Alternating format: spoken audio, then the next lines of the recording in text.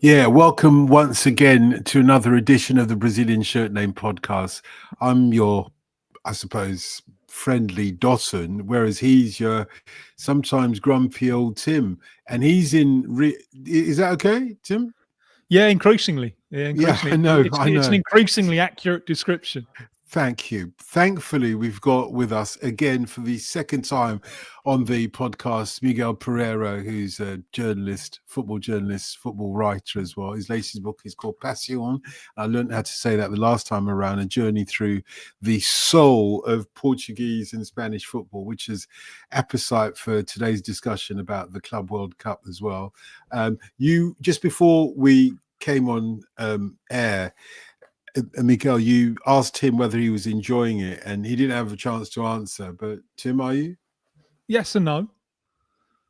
Light and shade, good and bad. Um, I certainly didn't enjoy yesterday's game between Fluminense and Mamelodi Sundowns, which could have been a terrific game. There's a lot at stake there. And the heat just meant that nothing happened. It was just insanely hot. And this is a fear that I have going through the knockout stages, because once you reach the knockout stages, you don't have to win. You can use the Jack Charlton method. Just hang on, and win a succession of penalty shootouts. And extreme heat does tend to produce cautious football, because if you go up the field, you can't get back. So, yeah, it is actually, as I said, I think last time, it's quite psychologically exhausting, because I'm caught between two different types of madness. The delirium of the English that this has no importance. I've got a mate of mine who works for FIFA, and the media, and they collect the press clippings from all over the world about this. And he was telling me yesterday, everyone's come around. Even like say the German media, and yeah, we were wrong. We should have been interested in this. It's really good. And then you reach the English media. Yeah, the whole thing's a farce. No one cares. The only interesting thing is who from here is going to be playing in the Premier League next season. So on the one hand, there's that, which is tiring, having to explain to these people that this thing matters. On the other hand, you get the South American mentality where this is just a dream come true and it all matters too much. And as a result of being English, I get loads of xenophobic abuse, which I could do without. And lots of it on quite bitterness, a lot of bitterness, especially. Yeah, we're seeing here, we're proving here definitively that European football is all marketing.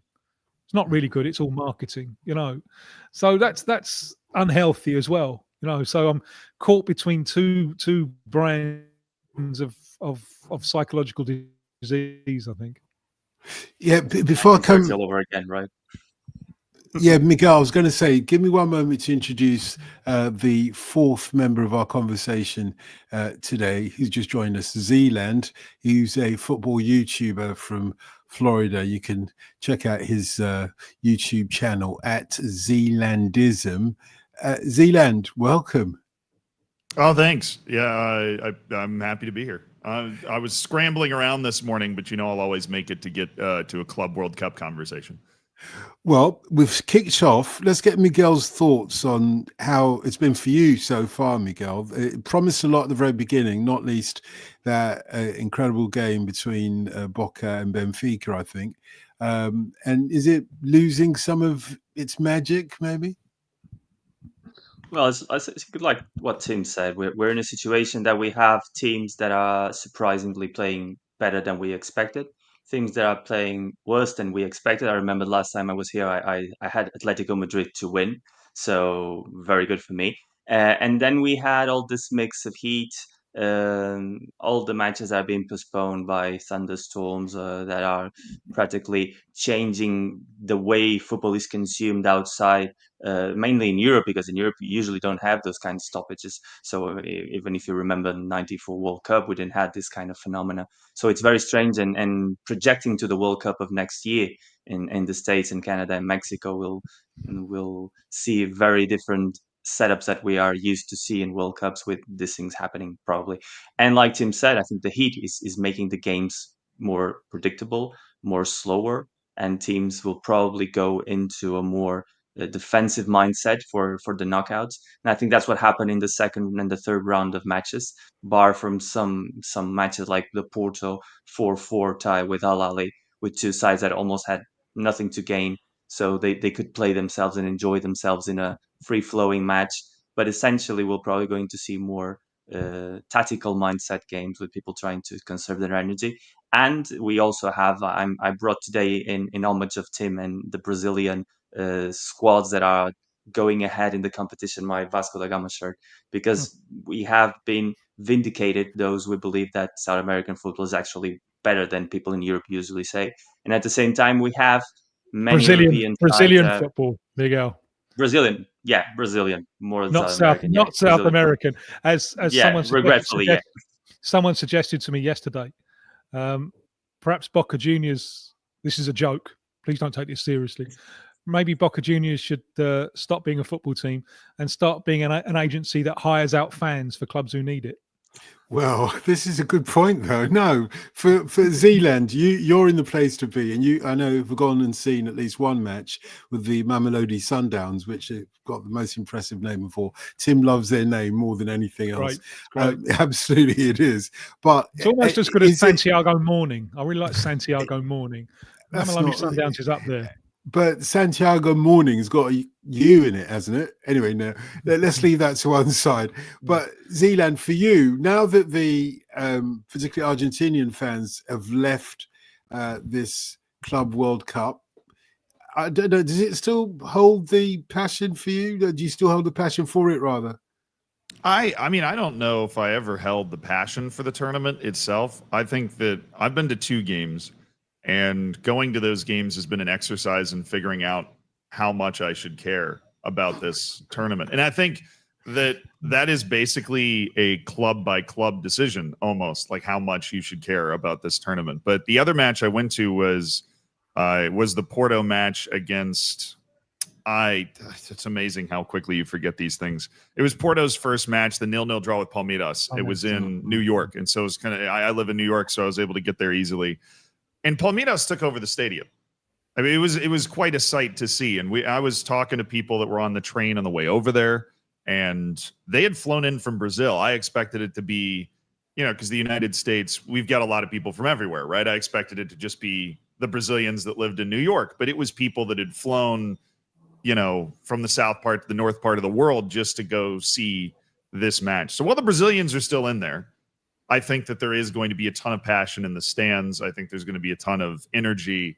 I think the issue will come around maybe once you start getting towards the semifinal. I know maybe you don't like to hear that, but once the Brazilian teams maybe start getting knocked out, right? Maybe there's one that makes a run, but if we get down to it's Chelsea versus Bayern Munich or something, and that's a semifinal that we're watching, I think then you'll feel a real drop off in the passion of the actual tournament, because the European teams, it just kind of is what it is. This is basically a preseason tournament for them. They do care, I would say, more than the Audi Cup, but they don't. This isn't nearly as big of a deal as it even was for the Asian teams. You see the way that the fans are showing out for teams like the Urawa Reds, but those teams are all getting knocked out now. Tim, it's really interesting. If you go by Zealand's metrics, then you've been asking the wrong question for the last few weeks. You've been asking me, how much do we here in Britain care? No, by Zealand's metrics, you should have been asking the clubs, how much do they care? And I think those metrics are really worth considering, because Palmeiras care much more than Porto, is what I'm concluding from that. There's no doubt about it. And obviously, when players cross the line, they want to win the game, and they will do whatever they can to win the game. But we're talking about quite sophisticated sports preparation here. And the way that not so much Fluminense and possibly not Botafogo, but the way that Palmeiras and Flamengo have planned their years is like Olympic athletes. To be great now, at this moment. Flamengo have been rotating their squad all year. They came very, very close to getting knocked out in the group stages of our Champions League, the Libertadores. The last minute of the last game, the goalkeeper made a one-on-one save. Had that gone in, they would have been eliminated. Now, they didn't want to be eliminated, but they were flirting with disaster in order to rotate the squad to have as many players as possible at their peak now. Now, obviously, with the Europeans, and I get shot for saying this over here, because the whole thing of losing, it's this is you're just making excuses. You're just not making excuses. Not at all. I love the fact that the Brazilian teams are doing well. It gives value to what I do every week. You know, it's fantastic. It's brilliant. But they're playing with a lot of advantages here. A lot of advantages. They've got the stadium, and what a difference that makes. You know, because the fans in football have an active effect on what happens on the field. So they've got that.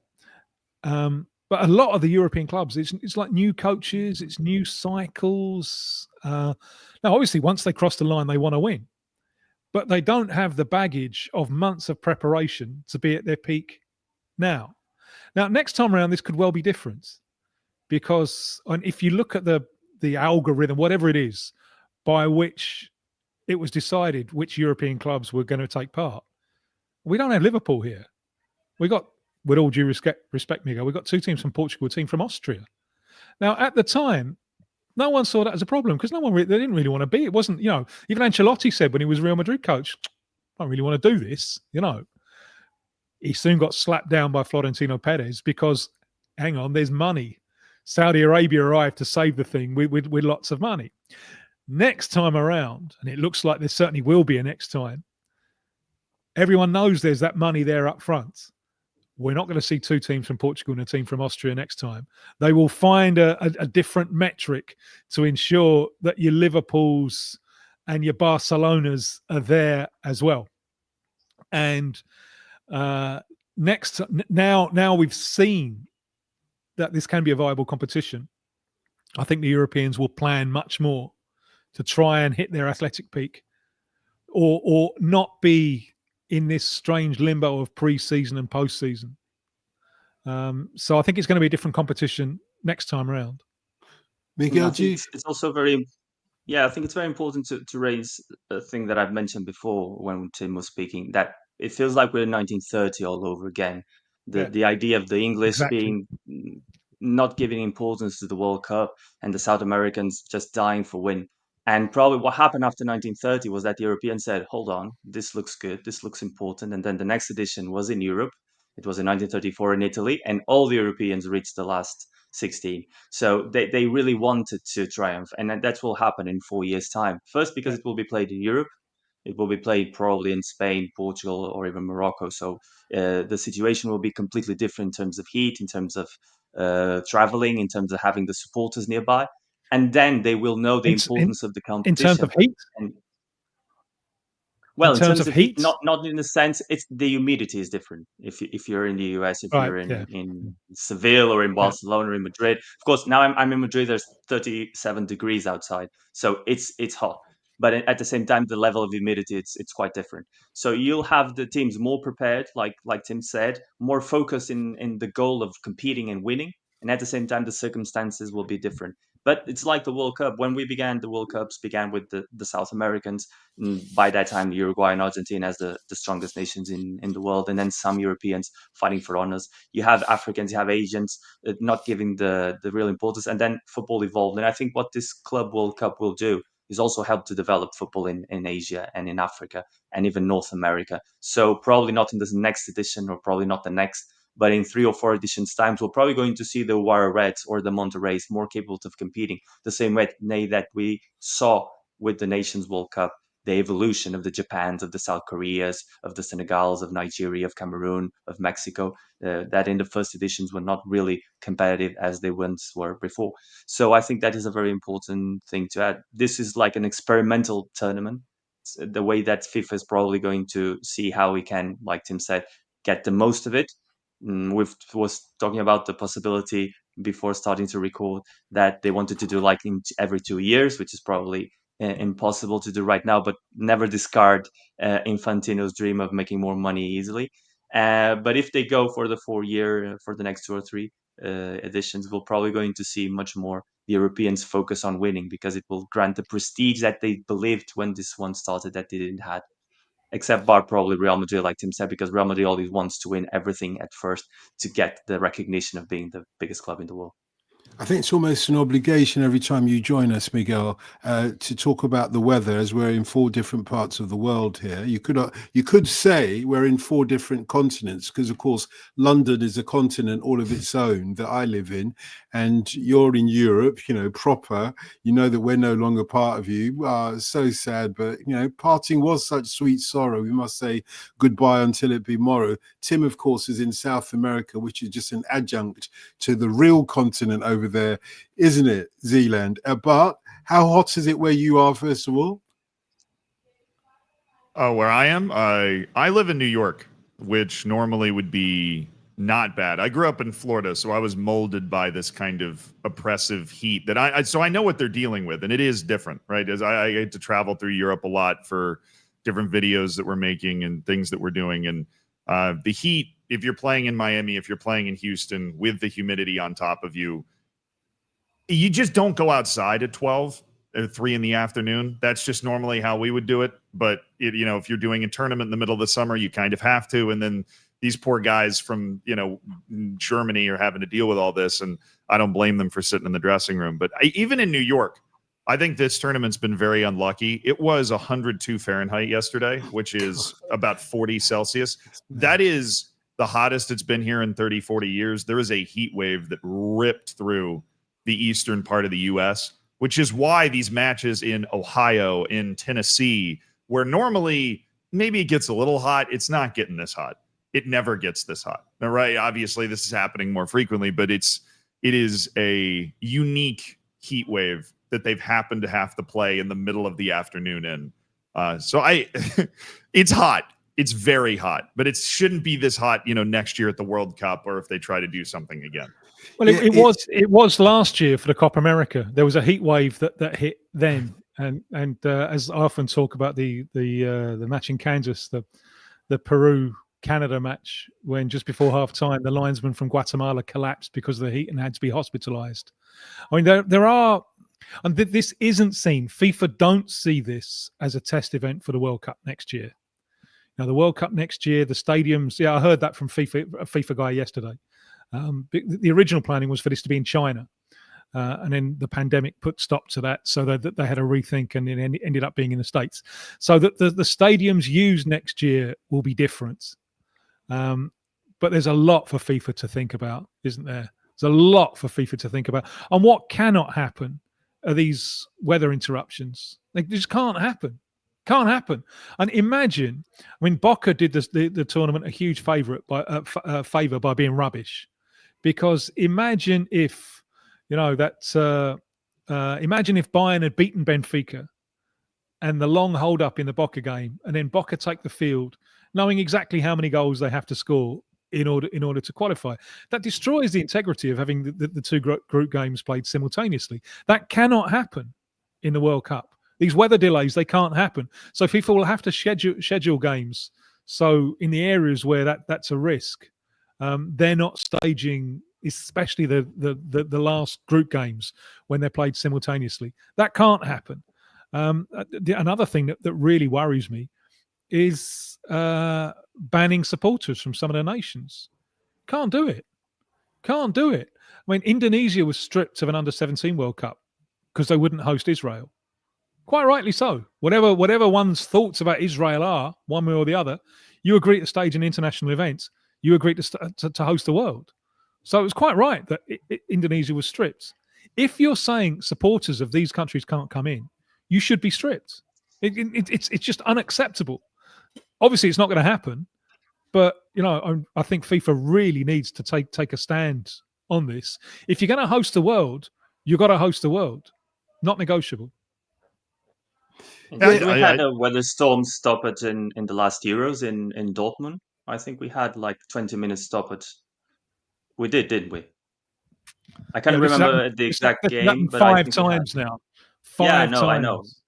It's very modern, because back in the day there were storms everywhere and people keep on playing. It's like a new thing, but it's a phenomena that will probably going to happen more with all the climate changes. Even in May, when we're having European football playing Champions League or Europa League or Conference League finals, it could happen in determined stadiums. So it's something they have to address eventually. Can we address the mixed fortunes of the Spanish teams? Well, and while we're indeed on the it, Portuguese. while we're on it, can have Zealand's thoughts on US hosting the World Cup next year? I mean, I think the U.S. is a great World Cup host, but the U.S. also, I would have said it was a much better World Cup host a couple years ago than it is now, for obvious reasons. So I think it is a fool's errand to predict what in God's green earth is going to happen from now to next year in terms of who's allowed where and what's going to happen. One thing I do think that is a redeeming quality of the U.S., obviously not the thunderstorms, because they even had a lightning delay in New York. I mean, there are never lightning storms here, and that happened. So I think that's just something that you're going to have to put up with unless you build domes on every one of the stadiums. But there is a subset of the United States from basically every country in the world, which I've always been excited about with the prospect of hosting a World Cup, is if you play a game in New York and just, out of a hypothetical, Uzbekistan's here. Well, I know just from living here that the Uzbeks run the bike trolleys. That's their thing. And so there's going to be thousands and thousands of Uzbeks there who finally get to see their team play. And that, even though there's going to be, I'm sure, a lot of stories and a lot of drama, and it is worth exploring the idea of it's probably too late to move it at this point in FIFA's eyes, but did the U.S. deserve to have it in the first place? There will be this fun contingent from every country because of the way the U.S. is built. But at the same time, don't forget it's a World Cup in the US, Canada, and Mexico. So probably what Infantino will going to do is, Iran cannot go to the United States. No worries. All matches will be played in Canada. All matches will be played in Mexico. They will not go through anyway. So eventually, that's the way they're going to solve things. That makes sense. Infantino's way. And who knows, Donald Trump might get the Nobel Peace Prize by the time we convene for that World Cup. And then he'll say, look, it's over now. Let's peace in our time, whatever. Who knows? You never know. It might end up being Mahatma Trump. Who knows? But it's interesting, though, both Portugal, going back to, I find Zealand's metrics really interesting for this Club World Cup, whilst we're still flapping around trying to figure out whether we should take it seriously or not. And for all the reasons you've said, not least you, Miguel, in terms of the history, this is our Protestant superiority ethic come back into play as we had back in those days. But we are learning that it's an important competition, but still some clubs are taking it more seriously than others. I think that's just quite obviously the case. Ahead of Benfica's match against Chelsea, first of all, which of those two teams is taking it more seriously for you? Oh, Benfica, definitely, because eventually, I think, like Tim said before, teams in the Premier League consider the Premier League the NBA of football. So they consider winning the Premier League even more important than winning the Champions League. If you have a foreign owner that wants the recognition of all around the world, like Man City had, if you have huge history in the competition like Liverpool and Man United have, of course you can focus on the Champions League, but British, at least seen from the outside, consider being competitive in the Premier League the most important thing there is. So probably all the Chelsea supporters will be focused more on who are they signing and who are they going to play next season. And Benfica is a club full of history, a club that will fight for the Portuguese league title, independently of what happens here. But at the same time, to be able to recover that lost prestige after so many years being away of European finals or semi-finals, the way to reach like a World Cup semi-final, for instance, will be a hit as big as winning the European Cup with Eusebio back in the 60s, because it will mean the recognition of the world. So eventually, Porto could have gone that way too, but Porto are in a mess as a football club. So they would have taken that approach, but they can't. So they simply can't. They simply have the capacity to do so. They were in probably the most easy group for Europeans in a sense that Miami was there, as we know they were, because of Messi, and Al Ahly was a very winnable team, and they underperformed really, although I already expected them to do. But if you go to the Spanish and the Portuguese teams. They really focused this competition as something important for the resume. Atletico wasn't able to do so, but they were very unlucky. They ended up with 6 points, the first time in history that a side with 6 points went out on the group stage of every competition that was World Cup, Euros, Champions League. So it was harsh for them. And Real Madrid, as we mentioned before, will go all the way because it's not just a validation of a new project in Xabi Alonso's reign, as Tim said before, but it's also the Florentino Perez mindset. We need to be the best every single year in every single competition. And to win the first edition of any competition, it brings an extra prestige that the club needs. So expect Real and Benfica to try to go on all the way, more than just for the money, for the prestige and the reputation. And if you go with the Chelseas or the Man Cities or even the Juventus, I would say they will probably are more focusing and thinking what happens next season. So do we all fancy, all of us here around this podcast, do we all fancy Benfica beating Chelsea in the way that they beat Bayern Munich and sent Bayern back to Munich to think again, is your words, isn't it, Tim? Yeah, well, they haven't, do they? They haven't sent Bayern. They've sent Bayern Munich off to play Flamengo in Well, what yeah. I think that's such a fantastic game. I think we've got a real game in prospect with because I think Flamengo can win. And I think they can win playing football. Jorginho is the missing part of the jigsaw there. It's a game that fascinates me, Flamengo against Bayern, because Bayern against Boca fascinated me because the distance between the two sides was unbelievable. You know, it was like watching a first division team against a non-league side, and it could easily have been 5-0 at the interval, but it wasn't. It was only 1-0. But with Bayern, everyone is involved in the construction. There's almost no one defending. And in the second half, because it's a model of play where to make it worthwhile, to make it viable, once the move breaks down, you've got to press right at the start. And as they got tired in the second, they couldn't do that anymore. And so Boca started to threaten a little bit. And then they scored a terrific equalising goal, attacking with 2 players. That's all you need, because the Bayern defenders, they're expected to defend the entire line. And Bayern came back and won the game late on.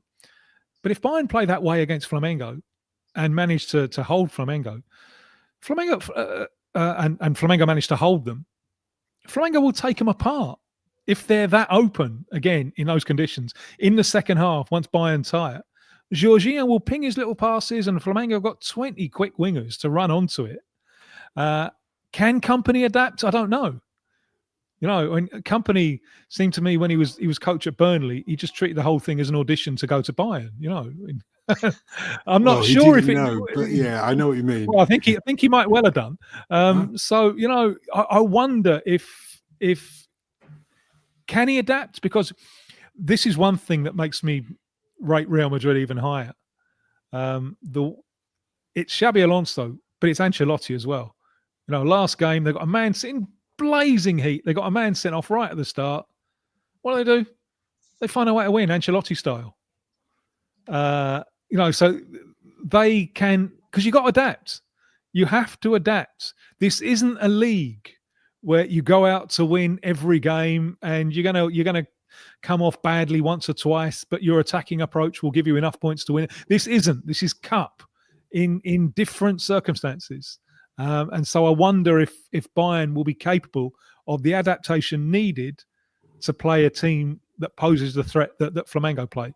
So that's one that fascinates me. But with Benfica Chelsea, and I always wonder about this, he's a world champion for crying out loud, but he's still Otamendi. He's still there. He's still there. On and on and on he goes. And you think every time he's going to get found out. He's going to get found out. He's going to get found, like Martinez Cuarta was found out for River Plate last night. You know, he's a walking red card, and then he walked into a red card. And Otamendi, you think it's going to happen? No, surely Chelsea have the pace to isolate in the heat. They have the pace to isolate Otamendi and get him sent off. We shall see. We shall see. Do you think, Miguel, that Benfica will play compact, protect that, and go on the break? So it's going to be a cautious eventually. game. Yeah, it's going to be a cautious game. Lages is going to play deep as he does usually. So we're probably going to wait and see, deny Chelsea space, because without space, Chelsea suffers a lot, as we know. Yeah. And we'll probably go for the counter where they have they still have speedy wingers, and of course they have Di Maria, who will run his head riot especially during the first half when he's still fresh. So they will search for the opportunity, use Pavlidis as an anchor man to provide, hold on the ball and give time for both Sheldrup or Di Maria to come up.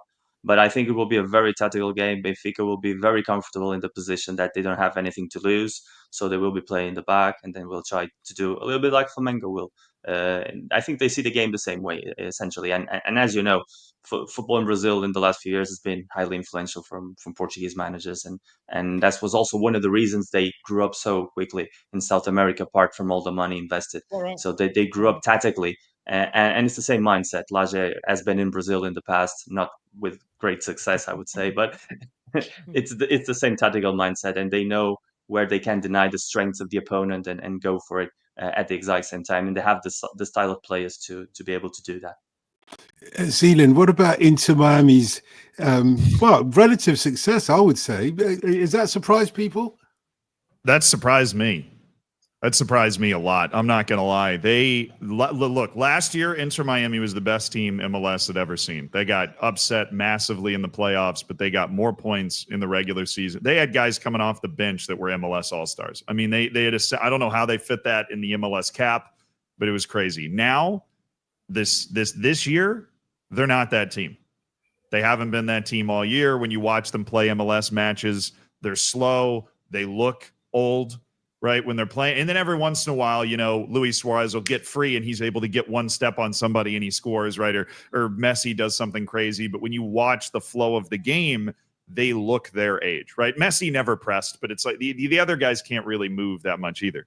And so I was worried. I thought it was more likely that they would show up at this tournament and maybe get found out a bit, maybe get one sort of embarrassing result. I was worried they'd lose to Al Ahly because that's a dangerous team. They won the African Champions League 3 times.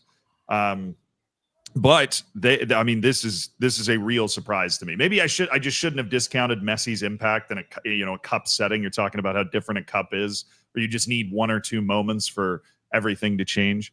But now Inter Miami being the only MLS team that makes it out of the group is a surprise to me. Seattle never had a chance, but I probably would have said LAFC would have been the team. But they are. They have to be doomed against PSG, right? I loved Seattle. I thought Seattle were really, really good, and they were better than Botafogo, but just stupidly went 2 goals down. And Atletico Madrid came to try and blitz them away, and Seattle stood up to it. And I thought they were terrific. They looked like a really, really, really good side. Really good side. With Inter Miami, don't underestimate the effect of the heat, even on the Brazilians, because Inter Miami played Palmeiras, and I was saying before this game, I've got a worry for Palmeiras. They've just come through that game against Al Ahly in like 40 degrees of heat. You pay a price for that. You pay a price, and foolishly, a usually very cautious coach, he went with an attempt at a high press. He's thinking, yeah, Messi and Suarez, they can't run. We'll press them high. And the high press, it doesn't take very much for it to go wrong, and Inter Miami were clever, weren't they? With Messi dropping deep to orchestrate and Allende running in beyond. And, they really, really gave Palmeiras a scare. But I think part of that has to do with Palmeiras coming off the heat of the Al Ahly game. I think that worked in Inter Miami's favour. It's a high wire. Because it takes something out of you. It takes something out of you in the next game. If you play a game in that intense heat, the next game, it's a little bit like, I call it the Manaus effect. In the World Cup over here in 2014, everyone who went to Manaus, journey for the steam bath and the journey, everyone who went there lost the next game, because you just lose a little bit of your physical capacity. Yeah. And within the Miami against Porto, for instance, you had that effect that we were talking about before, that playing the cup and playing the league is totally different. If you have a player like Leo Messi, he practically put Porto to bed with 3 or 4 plays. Inter wasn't better than Porto in the running play of the game, but Messi was much superior to everyone in the pitch. And in those sorts of circumstances, he can still make a difference. He can still prove that he has all the game in his head. And if he is not being highly demanded by the opponent, he could still be as decisive as he was. Probably it was the game that decided that Inter Miami went forward more than the Al Ahly or the Palmeiras match. Yeah, in your amazing book, I've started reading it now. You see, the Passion, going through the soul of Spanish and Portuguese football. You do talk about the difference as well. There's a slight difference between the Portuguese passion and the Spanish passion.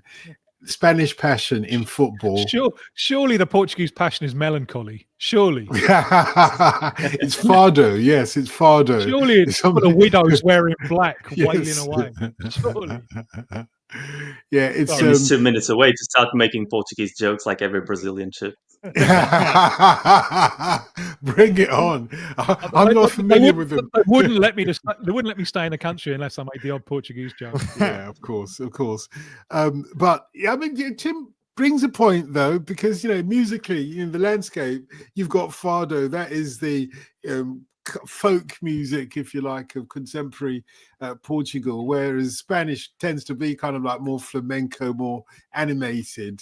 Do we see that soul, if you like, soul in both terms of the word, musically and soul within you? Do we see that in the football here in the Club World Cup, and who represents it, or who's representing? Yeah, you see it everywhere. It's like I usually say, I was born in Portugal. I lived there until I was 21, and then I moved to Spain, and I lived almost 20 years in Spain. And now I feel I am more Spanish than Portuguese, because I think that the Spanish got the good side of things in the Iberian Peninsula, and all that melancholy of the Portuguese. I just wanted that as far as way possible. So in football, you probably have that expression in, like Tim said before, in Real Madrid, the ability to suffer and then to just.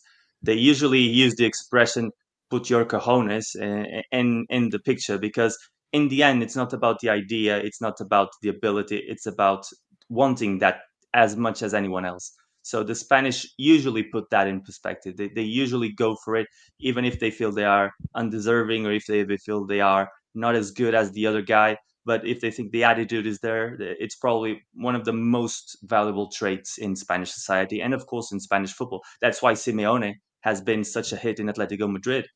Atletico Madrid hasn't played well in the past, I would say, 15 years with Simeone in charge, but they had better attitude than probably most of clubs in Europe. And that attitude simply matched with the idea of Atletico supporters believe their club should be. Like Real Madrid aspire to something bigger, but at the same time, they do demand attitude to their players. One of the things that, for instance, connected so much Jude Bellingham with the Real Madrid supporters is because he has a macho alpha, like they say in Spanish, attitude. He's an alpha male. He has that attitude to win at all costs. And that for Spanish is much more important than for Portuguese. Portuguese are like, they just want to try. They are happy if they do try. And they are happy. And if they lose, which eventually they almost does, at least there's always an excuse in fate. It's always an excuse in, okay, at least we showed up, and we show that we are good enough. I think Porto represented this. They went to the World Cup being the last team in Europe to win the Champions League outside of the Big Four until PSG won this year. So that's a massive thing. It's a club that has been known throughout the last decades to be able to produce amounts of talent in the youth academies. And Zealand knows that by heart, probably because being such a fanatic of the football manager world, and I'm a big fan of his, he knows all the wonder kids that have been playing for Porto for ages. So Portuguese football has specialized themselves in producing talent. But at the same time, they got used to losing it very early. They got used to not being as relevant in the European royalty as they once were. So at the same time, Spanish don't do that. They even if they start to lose the relevance or importance, they do still think that attitude will lead them towards success. And I think Real represents that probably better than Atletico in the circumstances, because Atletico had very bad luck in the group they were drawn in, and Porto represents the Portuguese mindset at all times, especially during this competition. Yeah, Zealand, man, you got to pick up on this, because you've got an old man here. Not me, Tim. You can see that from his straw hat there in the background. An old Englishman. Earlier on when you said that nobody goes out in the midday sun, I was going to say, except for mad dogs and Englishmen, as Noel Coward famously said. And Tim's got his Mad Dogs and Englishmen Panama hat there in the background. So for an old man like him, go and tell him the joys of Football Manager. He's been waiting. He's been dying to hear about this for ages. Never done it. That's probably a good thing for your sanity and your free time, because it is a game, right? It was a game that in many ways taught me football, or as I would call it, soccer, right? I grew up in an environment where I was not introduced to the sport by my parents. I wasn't introduced to the sport by the TV shows that I watched growing up, right? It was something that you played as a kid, and then your mom would bring you orange slices and you stopped playing when you were 9 or 10 years old, right? That's just the way that it works in the US, at least when I was growing up. I discovered first it was FIFA, then Football Manager, and it's this basically an open world game that it has one of the biggest scouting networks in the world. It re-scouts about 490,000 players every year through this network of volunteers. You know, they've got one guy watching the Indonesian second division, whatever. And it gets all those guys in the game, and there's all these leagues all over the world. And I became so interested through Football Manager in a sport that everybody played. Because all the sports I grew up playing, you know, when I would travel or something, you go to England, nobody knows baseball, right? Nobody knows. There's rounders or something, but the sports that I played were all just me. And the idea that the first World Cup I paid attention to was 2006. I don't need to date myself as too young here, but 2006 was the first World Cup I remember. And Trinidad and Tobago and Saudi Arabia were there. And I remember going, wait, hold on. I don't know where Trinidad and Tobago is because I'm 9 years old or whatever. And Saudi Arabia plays this sport too. You know, it blew my mind. And then you get into Football Manager and you go, wow, every country in the world has a league. They have these players. They have, so yeah, it's you don't play the games. So it's not like FIFA or all that stuff that I guess EAFC now that you see on TV or that people talk about a lot. You just coach the team, sign players. And I'm always looking for wonder kids. That's the term. That's the thing in the game is you're looking for, because the game can, yeah, I know the game can run forever. That's another, they have it set up so that new players come in. And, you know, if you want to go scout Iraq, you might be able to find some kid that if you bring him in at 15, he could turn into a hell of a player. And I love doing that sort of stuff. But Portugal is it is a mecca for that. There are always 5 or 6 kids on Benfica, Sporting, Porto that are sensational. But he was right. They always leave. And then everybody that plays Football Manager is sad because you can't sign him for like 15 million anymore. Now you got to sign him for 100 million because of where they went. It's this mentality, I think, which has been a contributory factor to the gap closing between Europe and South America. And I shall explain why. The Vinnie Jr. deal, when Real Madrid paid, was it something like 40 million euros for him as a 16-year-old? Yeah. They couldn't have him until he was 18. He hadn't played a senior game. This is madness. What on earth are they doing? Spending all this money on an unknown. And it's turned out to be a fantastic bargain. But it's really tilted the market towards the idea that that is what you were looking for. So the European clubs now, in terms of South American football, they don't buy the best players. They buy the biggest promises. The big example is the fellow that West Ham bought a year ago called Luis Guilherme, winger. 1 professional goal in his career. 1. And after a year at West Ham, he still has 1 professional goal. They got nothing out of it. Nothing out of it. They might. It's possible. But we don't know. Meanwhile, you look at a fabulous player, a really, really fabulous player, like the little Colombian, John Arias, at Fluminense. No, he should have been in Europe when Fluminense played Man City in that Intercontinental final, December of 23. They just got steamrolled. It was 4-0. But Arias could clearly hold his own in that company. And, you know, no one bought him. And he's still there now. He's not very happy about it. He would love to be in Europe, in one of the big European clubs. But they're not buying him because he's like mid-20s. And, you know, the cutoff point really is like 22, 20. If you haven't done it at 22, 23, they don't want to know because they're buying on promise and sell on value. So that kind of Football Manager wonder kid mentality, I think, has been a contributory factor. It's strengthened the South American game because Europe can basically sign anyone it wants to from South America. They'll all go. Anyone it wants to. And it no longer wants the best players. He wants the biggest promises. And that has enabled... That's the reason that some of these Brazilian teams you're seeing are stronger than maybe that people had expected.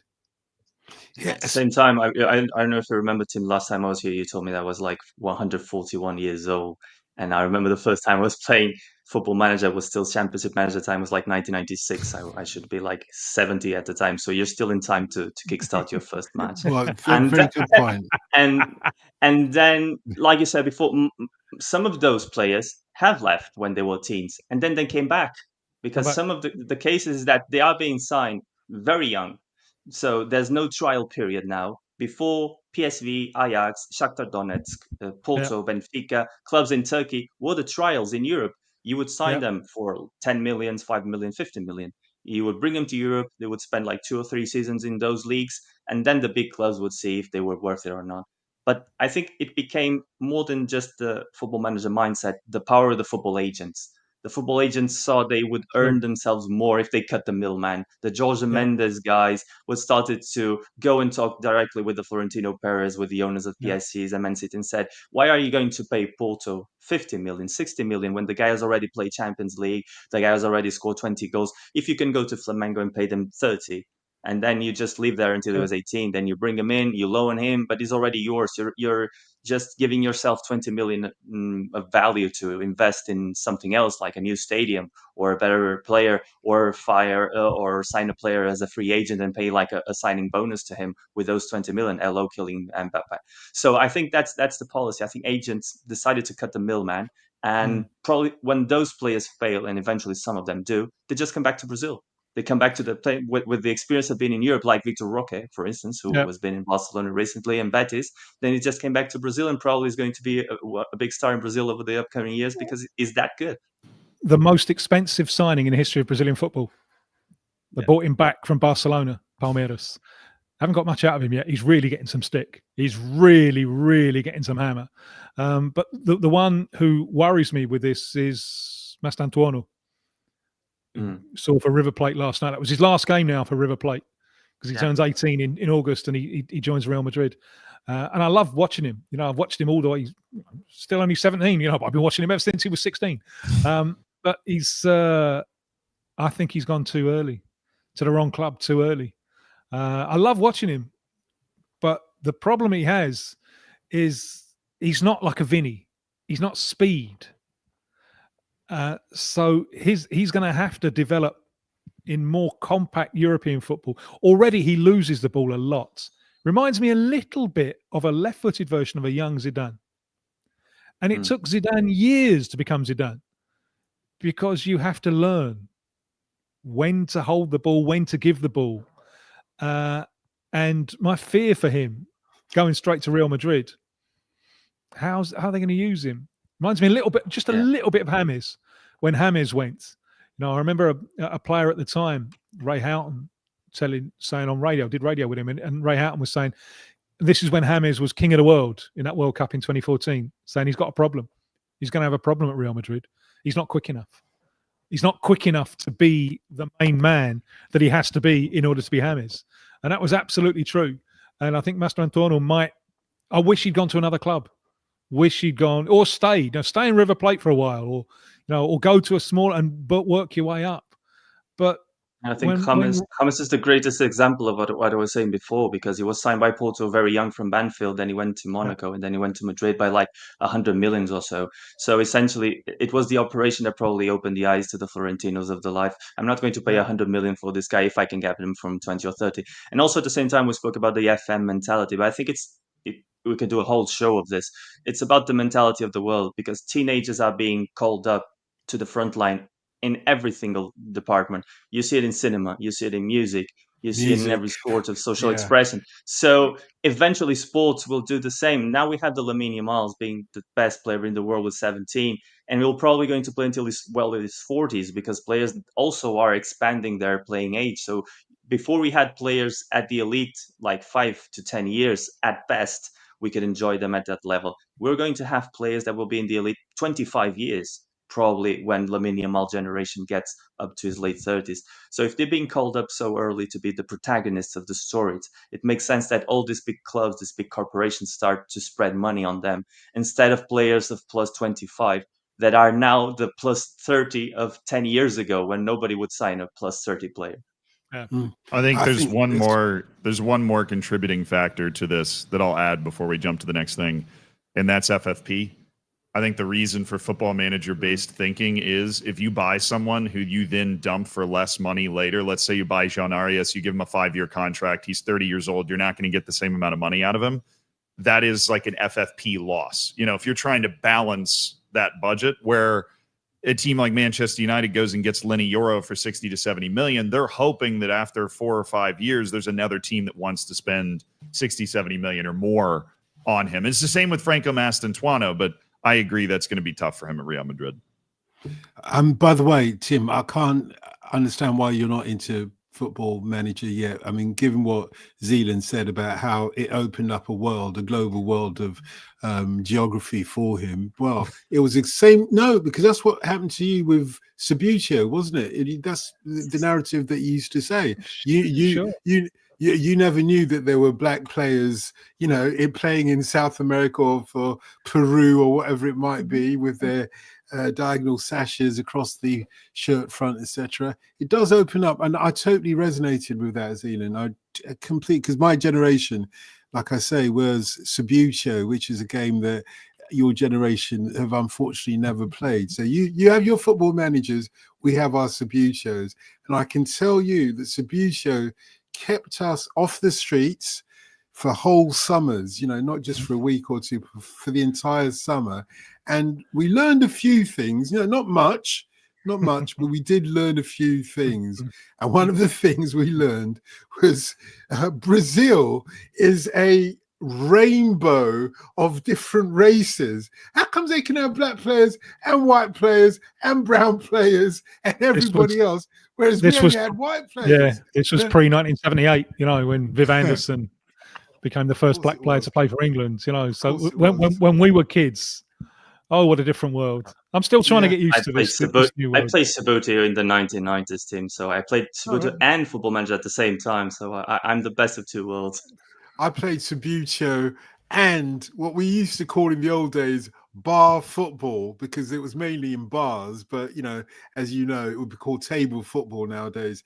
Yeah. Look, can you believe that there were world championships in table football? They used to cover it on afternoon television. I used to bunk off school to watch these guys, because it was the only time in the 70s that you saw like normal street guys, normal black street guys on mainstream television haunched over a table going, and for us they were like Lionel Messi. They always wore black leather bomber jackets, is what I seem to remember. All the black guys would be coming up and saying, yeah, we're gonna win this one for colonialism or anti-colonialism. We're gonna beat them like the West Indies beat England and all that sort of stuff. But there are some questions for you guys. I've got a quick one for Zealand, which is what's getting more traction over there, this competition or the Gold Cup with a national team? I mean, the Gold Cup, ever since the introduction of the Nations League, is not had the same importance. The Nations League is the only tournament for us anyways where all of the best players from all the best national teams show up. So I would say the Club World Cup, just not as an intense fan thing, but as a curiosity, especially at Mamelodi Sundowns Ulsan. There were a lot of people that just went, I saw the game was in town. I don't really know what this competition is, but I just kind of wanted to go and check it out. So I would say probably the Club World Cup, but the real answer is neither, honestly. And the real question, if you don't mind me saying so, is what happens when Inter Miami go out? I mean, I don't think it changes much. I think MLS will be very proud of Inter Miami being there, but I think it would have had a much bigger impact on the pride of the league and the attention of Americans because you can just look at Inter Miami and go, oh, of course they made it. It's Messi. Right? If you don't know anything about the game, which a lot of Americans, even if you follow it, you don't follow it that closely. You just go, oh, Messi's team made the round of 16. If it had been Seattle, who played really well, but the reason I said they were doomed is their group was brutal. They had the group of death, right? If they had made it, then you go, oh, well, maybe MLS is making some progress. But I think Messi being on the team actually hurts.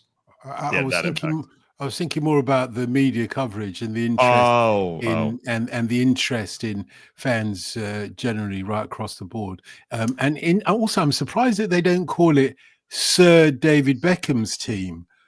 You know, when you say they call it Messi's team, hang on, do they not know that you have to tug your forelock now at David Beckham? Oh, no. I mean, if there's one thing America understands, it's like movie superstar types. And so David Beckham is probably the most universally known, maybe even more than Messi, the most universally known footballer. So it's David Beckham's team. Don't get it twisted. Even though Jorge Mas, surely we're too close to the 4th of July for that. Down with the British. No taxation without representation. I'm getting my boxes of tea ready to throw in the harbor again, just to celebrate. So I'm stacking them in the living room. Do you know the Battle of New Orleans? Yes, actually, I majored in history. This is my jam. Yeah. Well, as you know, in 1814, we made a little trip down the Mississippi to the mighty Bob. Anyway, I don't know the rest of it, but I do remember the bit when it said, so we waited for the British. The British were coming, high-stepping, and we waited, till we saw the whites between their eyes. And then the British kept a-running. We kept coming, and the British kept a-running. That is the theme of it. Basically, we did a runner. They won the war. That's why it's the United States of America, not the United States of the United Kingdom. The best part about that battle is it actually happened after the ceasefire had been signed too, so the British couldn't reply because then they just got the news like, actually, the war's already over. This sounds like it sounds like the extra 12 hours that Israel got to batter Iran, but we're not getting political. I'm just saying it sounds not dissimilar to that. Anyway, guys, it's been amazing talking. This tournament has brought us all together, which is great.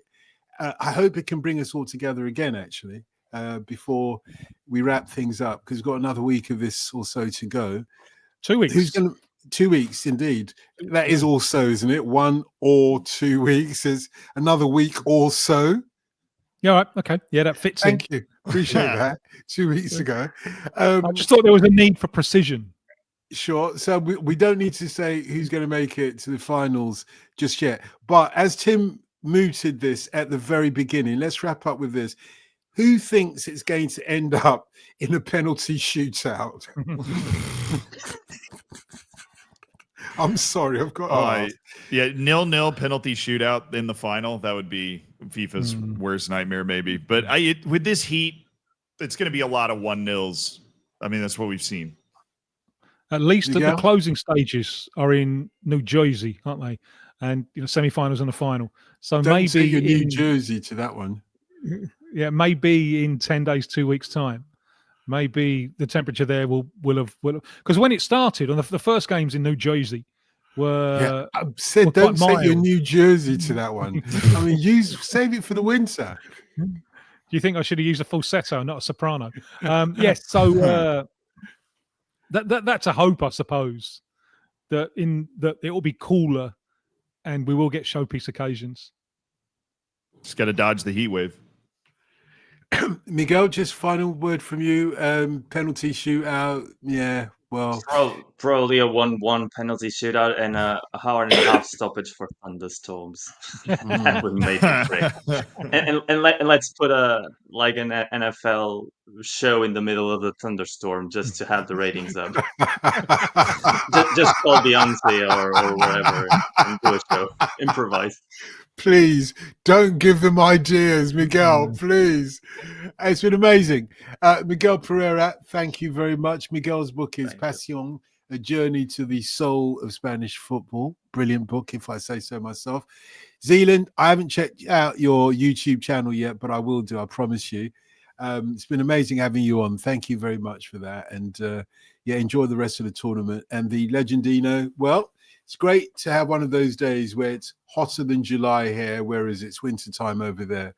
So you've got your new jersey. We can see you've got it on, haven't you? Yeah, I've got a jersey. Yeah. All summer long, you didn't have any top when we were doing this Brazilian shirt. No. So it makes a change. You've got a shirt and a new jersey. Sorry, Zealand. That's a joke that Tim loves. I bully New Jersey too. It's okay. I blame Perry Como for that flipping song. When did California? Because he's got one. He's got a line about New Jersey. I can't stop listening to Papa Loves Mambo. his version of that. It's brilliant. It's great. Yeah. Yeah. You should watch his cigarette adverts urging people to smoke another. Those are the days. Guys, thank you all very much. And do make sure if you've been watching this to subscribe in your podcast app. Sorry, podcast app on the YouTube channel.